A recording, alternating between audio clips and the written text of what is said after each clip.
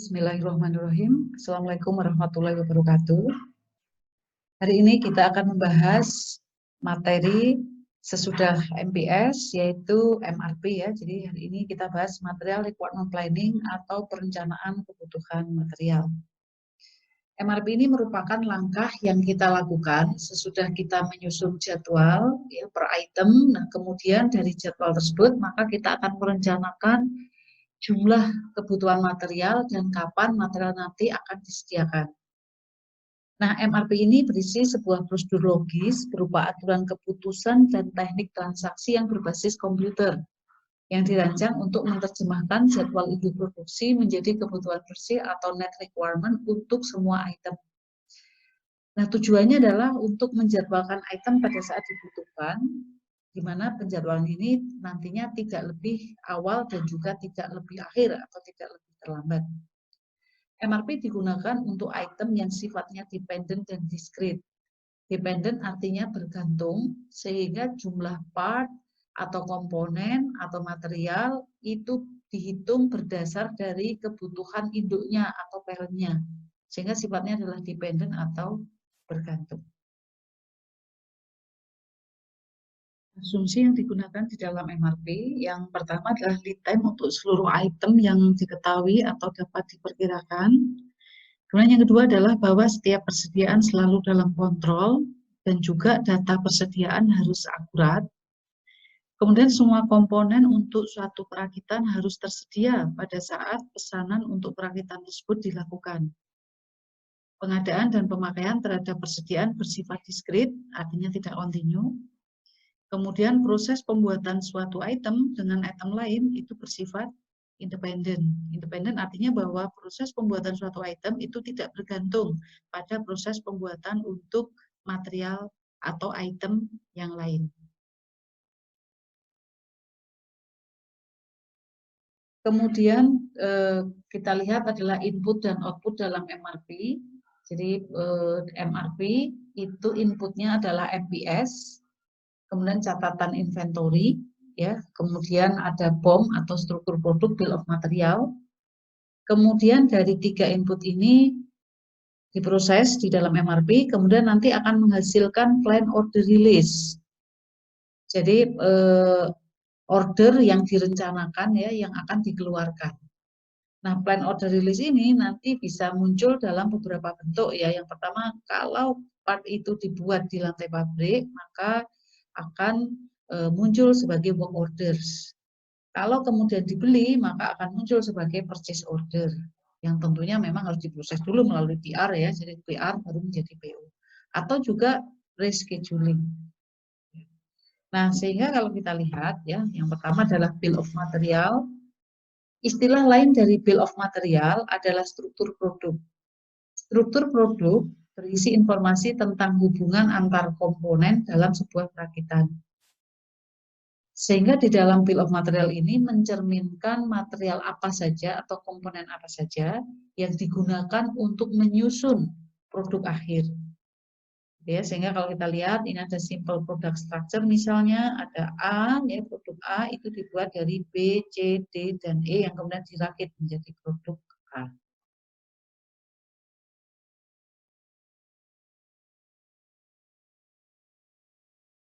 Sebagai contoh misalnya pada bill of material kursi misalnya, ya ada finish chair, ya kursi sudah jadi, ini disusun ya dari tiga komponen misalnya, yaitu dari leg assembly, ya terdiri atas front leg dan crossbar, kemudian yang kedua seat, ya tempat dudukan, yang ketiga adalah back assembly, yaitu assembly bagian belakang atau bagian sandaran. Di mana back assembly sendiri terdiri atas dua side rail, ya, kemudian satu crossbar, kemudian di sini ada back support, ada tiga back support. Nah, sehingga kalau kita lihat ya bill of material dari kursi, chair, ya, kemudian ada leg assembly, ada seatnya, ada back assembly-nya. Leg assembly terdiri atas dua leg dan satu crossbar. Back assembly terdiri atas dua side rails, ya, side rail yang di samping, dan satu crossbar dan tiga back support. Di dalam menamakan MRP, ya, di dalam menamakan level di dalam bill of material, CHR, ini kita sering sebut sebagai level 0, jadi produk akhir. Kemudian ini adalah level 1, kemudian di bawahnya adalah level 2, dan seterusnya. Nah, di dalam MRP nanti berlaku low level coding. Kalau sebuah part atau komponen ada lebih satu level, ada di beberapa level, maka yang kita akui atau kita berlakukan adalah di level yang paling bawah atau low level code. Misal di sini crossbar misalnya ya, ada di sini level 0, level 1, level 2. Misalnya pada saat ini kita lanjutkan nanti crossbar ada di level 3 misalnya, maka crossbar ini akan kita lakukan sebagai level 3. Nah, leveling ini nanti akan kita gunakan pada saat kita menyusun MRP. Pada saat menyusun MRP, kita susun dari MRP level 0 dulu, turun ke level 1, turun ke level 2, dan seterusnya. Nah, kemudian yang kedua, jadi inputan yang pertama adalah MPS, inputan yang kedua adalah bill of material, inputan yang ketiga adalah inventory status file atau catatan persediaan, di mana merupakan catatan keadaan persediaan yang menggambarkan status semua item yang ada dalam persediaan. Ya, catatan persediaan untuk keperluan MRP itu harus akurat, ya, harus benar dan sesuai dengan jumlah part yang tersedia di gudang. Nah, kita masuk pada bagaimana mekanisme mengerjakan MRP. Nah, di dalam mengerjakan MRP ada beberapa proses, ya. Ada namanya netting, ya. Netting merupakan proses menghitung kebutuhan bersih atau net requirement. Yang besarnya merupakan selisih antara kebutuhan kotor atau gross requirement dengan jadwal penerimaan persediaan atau schedule order receipt atau schedule receipt. Dan persediaan awal yang tersedia atau beginning inventory. Nah, nanti di belakang akan kita lihat contohnya bagaimana proses netting atau menentukan kebutuhan bersih. Yang kedua adalah offsetting, merupakan proses yang bertujuan menentukan saat yang tepat untuk melakukan pemesanan dalam memenuhi kebutuhan bersih. Sehingga offsetting ini adalah akan kita hitung mundur, ya. Kalau pada minggu kedua misalnya barang itu harus sampai, maka kita akan menghitung pada minggu keberapa kita harus pesan. Andai kata lead time-nya adalah 2 minggu, maka kita akan menghitung mundur 2 minggu sebelumnya. Nah, itu adalah offsetting. Loading. Loading merupakan proses untuk menentukan besarnya jumlah pesanan optimal untuk setiap item secara individual didasarkan pada hasil perhitungan kebutuhan bersih yang telah dilakukan dari proses netting. Sehingga loading ini merupakan ukuran lot pemesanan. Ada berbagai macam teknik untuk menentukan loading. Exploding atau explosion merupakan proses perhitungan kebutuhan kotor untuk item pada level yang lebih bawah.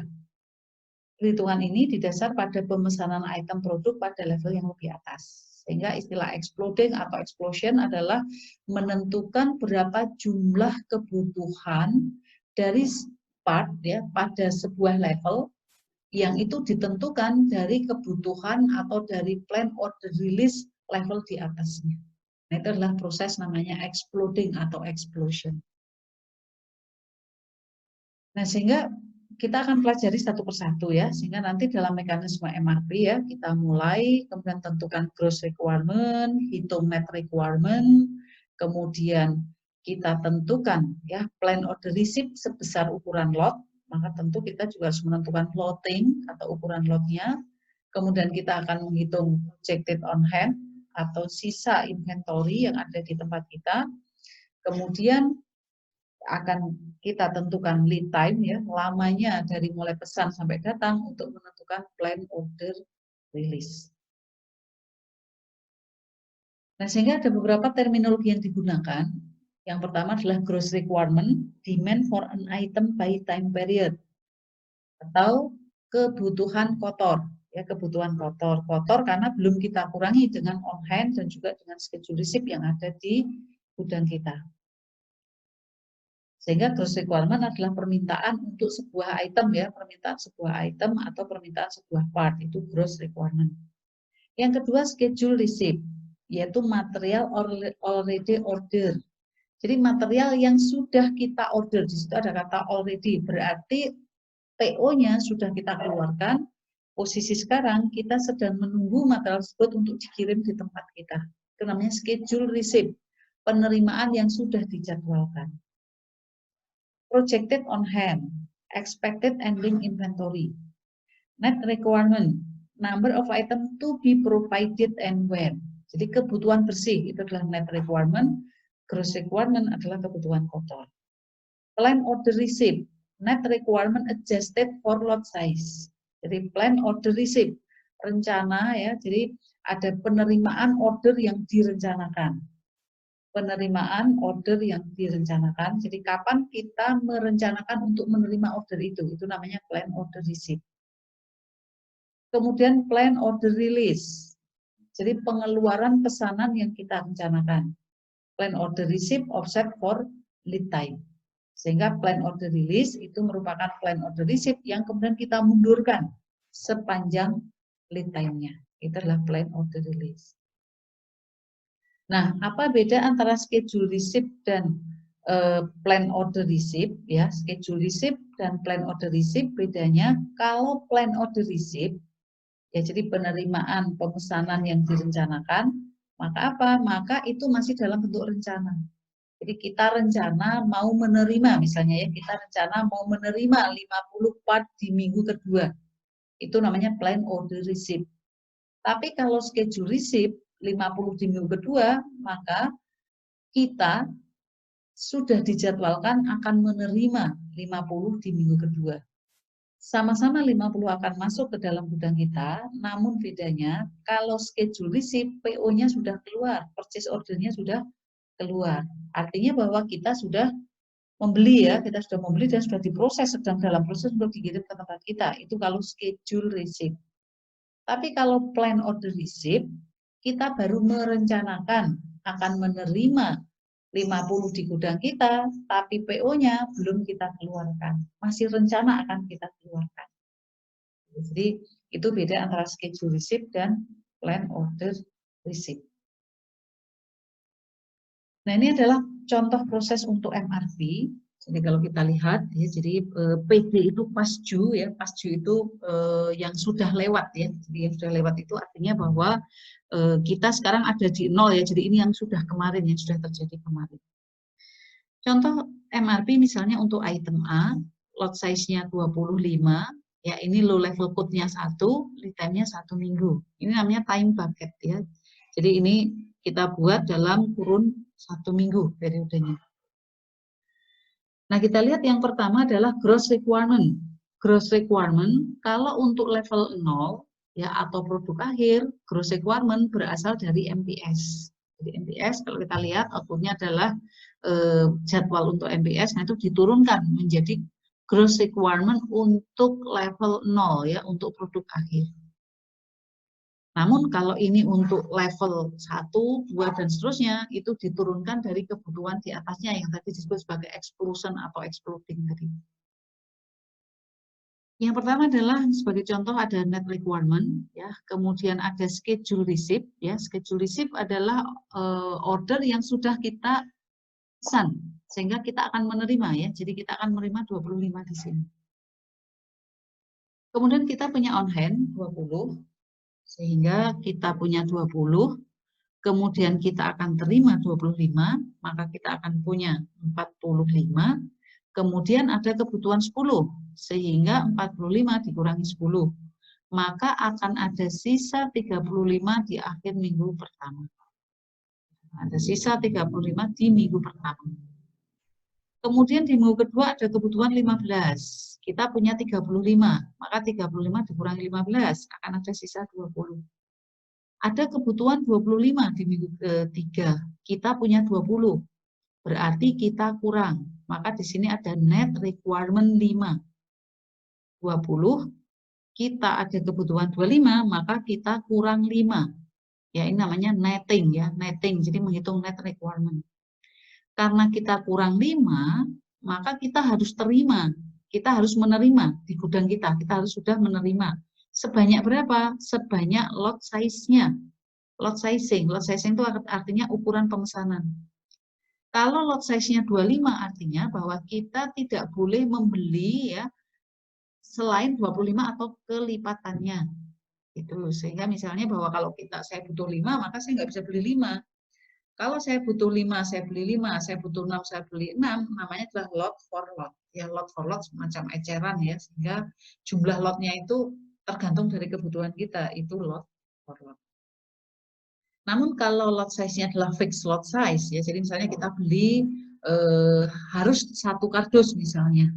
Satu kardus itu isinya 25, maka ya berapapun kebutuhan kita, maka saya belinya harus 25 atau kelipatannya. Ya, kelipatannya bisa 25, 50, 75, 100, dan seterusnya.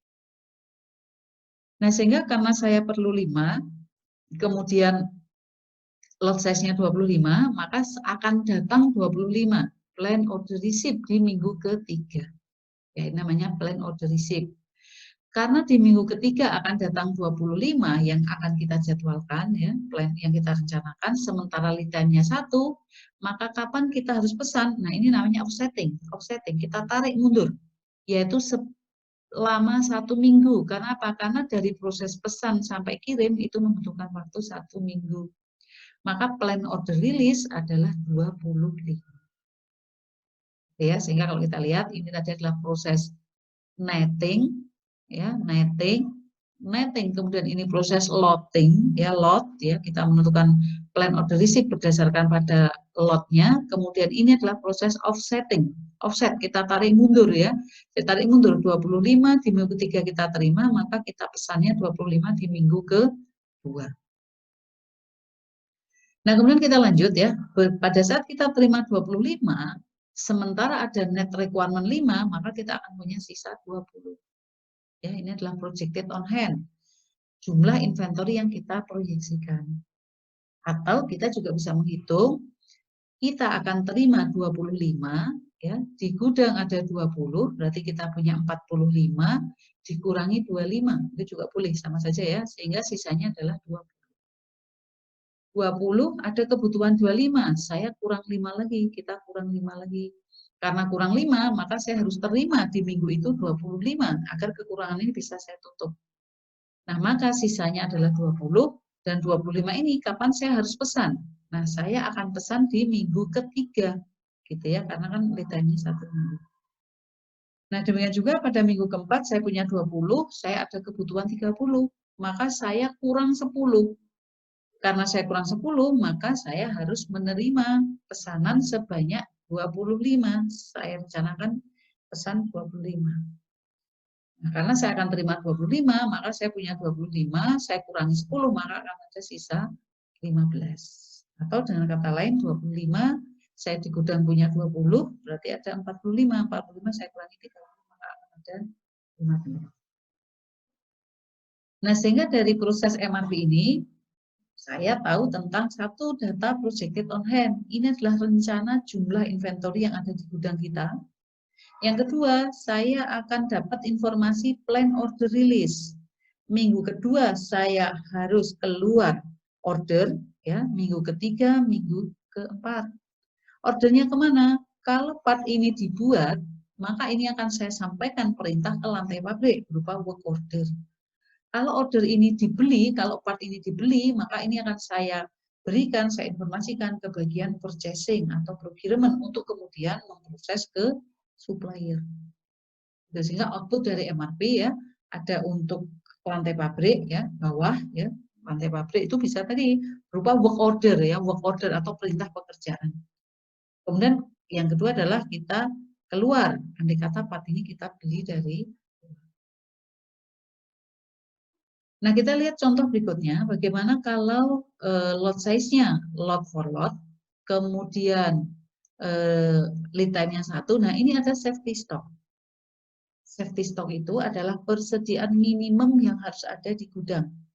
Untuk apa? Untuk pengaman. Karena kalau persediaan itu sampai 0, maka tentu menjadi tidak aman, ya, sehingga kalau ada vendor mengirimnya telat misalnya, nah kita nanti akan kehabisan atau akan ada shortage atau stock out. Nah, sehingga apa? Sehingga kemudian kita pasang di sini safety stock misalnya 10. Safety stock itu nanti akan ada perhitungannya juga ya, namun belum kita bahas di sini. Anggap saja bahwa safety stocknya kita tentukan 10. Nah, sehingga kemudian kita lihat ya, jadi ada gross requirement, ya kita punya inventory on hand 120, dikurangi 100, maka akan ada sisa 20. 20 ada kebutuhan 15, sisa 5 sebenarnya. Namun karena 5 ya, kita ada sebenarnya kita punya sisa 5 di sini ya, kita punya sisa 5. Namun karena safety stocknya 10, maka kan kita kurang. Kita kurang berapa? Kita kurang 5. Untuk apa? Untuk di gudang ada minimum 10, maka kita kurang 5. Nah, karena kita kurang 5, maka kita akan terima 5. Karena apa? Karena lot size-nya adalah lot for lot. Lot for lot jadi boleh eceran. Nah, sehingga kita terima 5. Nah, begitu kita terima 5, ya kebutuhannya ada 5, maka kita lihat ada 20, ditambah 5, ada 25, dikurangi 15. Maka akan ada sisa 10 ya, akan ada sisa 10. Nah, demikian juga sama ya, ada sisa 10, ada kebutuhan 25. Maka kita kurangnya adalah 25. Kenapa? Karena yang 10 itu nanti untuk kita sisakan di gudang. Maka kita ada rencana penerimaan ya, plan order receipt, penerimaan pesanan yang direncanakan sebanyak 25. Demikian juga pada minggu keempat, kita punya on hand 10, ada kebutuhan 25, kita berarti kurang 25. Gitu ya, kita kurang 25. Kemudian kita lihat juga ada sisa 10, ya, ada kebutuhan 30, kita kurang 30. Nah, sehingga, ini net requirement-nya ya, sehingga kalau kita lihat bahwa proses ini ya, saya ulangi bahwa kebutuhan kalau ada safety stock, maka safety stock itu akan kita hitung dan kita sediakan minimum yang ada di gudang. Nah, sehingga dengan cara begini, maka kita menyusun MAP-nya, tadi 120 kurangi 120, kurangi 15, kita kurang 5, ya, maka kita akan pesan 5, sehingga akan ada sisa 10, kemudian kita akan pesan 25, gitu ya, kemudian 10, ada kebutuhan 25, berarti kita kurang 25, ya, kita kurang 25 di sini, maka di sini akan ada kekurangan 25. Sehingga di sini kurangnya adalah 25, ya, 25 di sini. Kemudian 25 ditambah dengan 10, 35 dikurangi 25 sisa 10, 10 ada kebutuhan 30, maka kita akan menerima di sini sebanyak 30. Ya. Nah, sehingga baru kemudian kita lakukan offsetting 5, 5, ya, ini 25, ya, 25, kemudian di sini 30. Ya. Nah, sehingga kalau kita lihat ini adalah mekanisme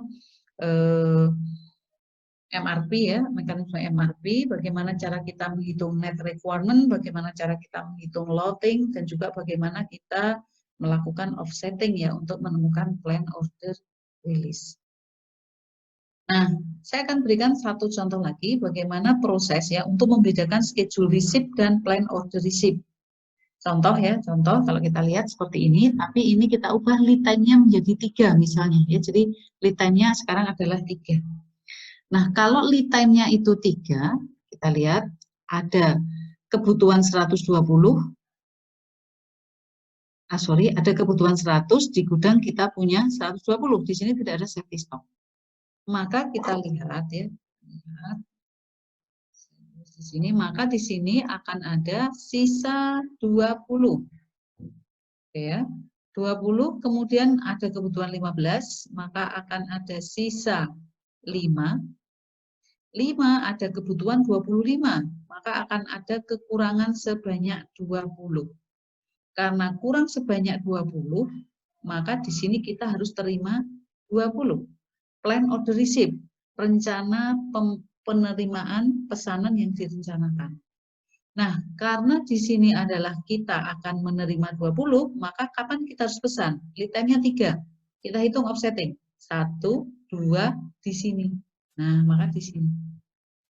Plan order release. Nah, karena ini pasju itu artinya sudah lewat, artinya apa? Artinya bahwa berarti pesanan itu sudah kita pesan, sudah kita keluarkan PO-nya atau purchase order-nya oleh bagian purchasing atau procurement.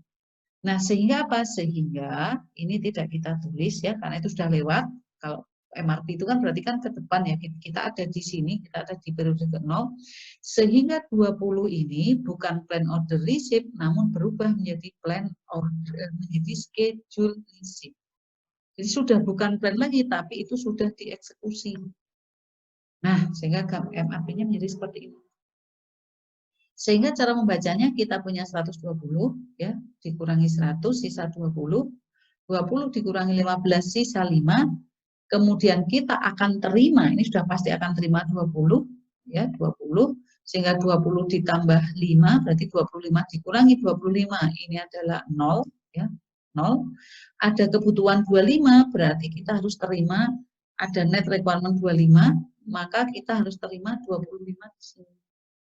Nah, kapan kita melakukan pemesanan ya, plan order release, kita hitung offset 3 minggu, 1, 2, 3 di sini. Nah, sehingga apa? Sehingga 25 kita akan terima ditambah 0, 25 dikurangi 25, maka di sini sisanya adalah 0 ada kebutuhan 30, maka net requirement-nya adalah 30. Ya, maka kita akan menerima di sini juga 30 ya, 30. Kita akan terima di sini sebanyak 30. Nah, sehingga dari 30 itu ya kita akan terima 30, kemudian kita lakukan offsetting 1, 2, 3. Nah, sehingga kita akan lihat itu adalah perbedaan antara schedule receipt dengan plan order receipt. Kalau schedule receipt berarti ordernya sudah dikeluarkan, sudah bukan plan lagi. Kita sudah bukan plan, jadi artinya sudah PO-nya sudah keluar. Sehingga seperti tadi bahwa pada saat kita perlu 25 di sini ya, jadi ada kebutuhan 20 ya, 20 di sini, maka ya tadi di sini awalnya plan order receipt, kemudian kita offset 3 minggu 1, 2, 3. Nah, karena di past due berarti sudah keluar, maka 20 kita pindah ke sana. Schedule receipt dan plan order receipt itu nanti tidak akan bedanya pengaruhnya terhadap projected on hand ya, tetap sama ya. Bedanya adalah bahwa kalau schedule receipt berarti sedang dalam perjalanan, PO-nya sudah kita keluarkan, sedang dalam perjalanan kita tunggu, sedangkan kalau plan order receipt ya, plan order receipt artinya masih plan ya, masih rencana, jadi PO-nya belum dikeluarkan. Nah, kita akan lihat bagaimana mekanisme MRP ini dalam satu produk yang komplit ya. Nah, sebagai contoh, ini ada bill of material, product structure tree ya dari bicycle. Ini dipermudah, jadi ada bicycle terdiri atas handlebar di sini dan frame assembly. Jadi terdiri atas dua komponen, frame assembly dan handlebar. Nah, kemudian kita ambil yang frame assembly. Frame assembly terdiri atas wheels, ya, ada dua wheels dan frame. Jadi ini simple saja, disimplifikasi ya. Jadi frame assembly terdiri atas bawahnya, atas dua wheel, dua roda, dan satu frame ya, satu frame. Nah, kita akan melihat bagaimana cara menyusun MRP ya, mulai dari frame assembly kita ambil tiga ini ya hubungannya, sehingga nanti proses explosion atau exploding nanti akan terlihat. Yang pertama adalah frame assembly. Kita lihat, pertama adalah time-based product structure. Nah, sehingga kalau ini produk assembly, nah tentu saja bahwa pada saat menentukan lead time, kita juga harus menghitung lead time dari masing-masing proses. Ya, sebagai contoh kita lihat, misalnya adalah produk A ya, di strukturnya terdiri atas D, E, G, D, F, C, B ya. Ini adalah assembly, sub-assembly, dan seterusnya. Kita lihat bahwa G itu membutuhkan lead time yang paling panjang ya. Jadi G itu 2 minggu proses pembuatannya, D itu 1 minggu. Maka tentu saja baru di minggu kedua ini siap untuk dirakit. Kemudian DG ya, dirakit untuk menghasilkan F, ini membutuhkan waktu 3 minggu. F dan E itu digabung dirakit ya menjadi produk C. E membutuhkan waktu 2 minggu, sehingga otomatis E bisa kita jadwalkan di minggu ketiga sampai minggu kelima. Demikian juga untuk subkomponen B ya, dirakit dari D dan E. Nah, sehingga kalau kita lihat, ini adalah lead time ya, jadi cara untuk menentukan lead time kalau produk itu produk assembly ya, produk assembly, maka kita juga harus menentukan lead time berdasarkan pada part yang lead time-nya paling panjang. Itu sehingga untuk membuat produk A ya dari komponen G dan D ya dan komponen yang lain, maka lead time paling panjangnya adalah selama 7 minggu ya, baru ini bisa diselesaikan.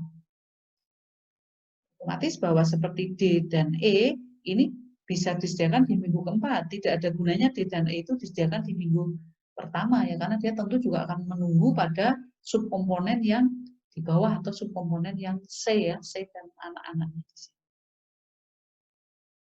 Nah, kita kembali pada contoh sepeda tadi, bahwa frame assembly ya, saya tayang lagi, ini adalah frame assembly dibuat dari wheels dan frame ya. Frame assembly sebagai contoh, ini adalah MRP untuk frame assembly ya. Lot size-nya 100, 1000, lead time-nya 2 minggu. Ini gross requirement, ini schedule receipt, ini projected on hand. Nah, sehingga kalau ini kita kerjakan ya, jadi ada schedule receipt 1000, kemudian ditambah projected on hand 1015, nah maka di sini akan ada 1115 dikurangi 100, nah maka akan ada sisa 1015. 1015 dikurangi 500, oke, akan ada sisa 515, dikurangi 400 akan ada sisa 115. 115 dikurangi 500 maka akan ada kurang, ya kurang. Kurangnya berapa? Berarti kurangnya adalah 385. Sehingga di sini plan receipt-nya 385. Namun karena lot size-nya 1000, maka di sini kita akan terima 1000. Nah, seperti itu. Kemudian lead time-nya 2 minggu ya, kita offsetting 2 minggu, akan ada sisa. Kemudian kalau kita lanjut, nah akan bentuknya seperti ini. Ini adalah frame assembly. Frame assembly ya. Sehingga plan order release itu 1000 di minggu kedua dan 1000 di minggu kelima. Nah, kemudian kita akan lihat ya. Nah, ini adalah frame assembly. Di bawah frame assembly ada 2 komponen, yaitu wheel. Tadi setiap satu frame perlu 2 wheel. Yang kedua adalah frame. Setiap satu frame assembly membutuhkan 1 frame. Nah, maka ini adalah proses explosion atau explode. Jadi dari level atas ke level bawahnya. Di minggu kedua dibutuhkan 1000 frame assembly. Berapa roda yang dibutuhkan di minggu kedua? Kita lihat, yaitu 1000 dikalikan 2. Sehingga di minggu kedua ini harus siap 2000 wheels dan 1000 frame. Kemudian akan dirakit ya menjadi frame assembly, membutuhkan waktu 2 minggu. Sehingga kalau kita lihat lagi di frame assembly dari 1000 plan order release ya, 1000 frame assembly yang nanti siap di assembly, ini akan di assembly selama 2 minggu. Nanti di minggu keempat, ini akan jadi 1000 frame assembly. Nah, 1000 frame assembly ini membutuhkan kesiapan dari 2000 wheels dan 1000 frame, yang nanti harus siap di minggu kedua. Begitu seterusnya. Untuk wheel juga sama ya, sudah kita tahu. Nanti ini di bawahnya lagi apa komponen dari wheel ya, misalnya ada bannya, ada valve-nya, ada jari-jarinya atau ruji-rujinya. Nah, itu nanti akan diekspor ke bawah. Ya, sehingga nanti terbentuklah MRP itu untuk keseluruhan produk ya, produk plus subassembly plus komponen-komponen yang ada di bawah. Nah, baik, jadi itu bagaimana mekanisme dari MRP. Nah, sebagai penutup bahwa MRP merupakan prosedur yang dirancang untuk menerjemahkan jadwal induk produksi atau MPS menjadi kebutuhan bersih semua item. Input dari MRP adalah inventory record atau catatan inventory, bill of material atau struktur produk, dan MPS atau jadwal induk produksi. Output dari MRP adalah plan order release ya, plan order release, di mana plan order release ini nanti bisa berbentuk work order kalau part itu dibuat di lantai pabrik kita, atau berupa PO atau purchase order kalau part itu kita beli dari luar. Baik, terima kasih. Saya kira itu untuk materi MRP. Assalamualaikum warahmatullahi wabarakatuh.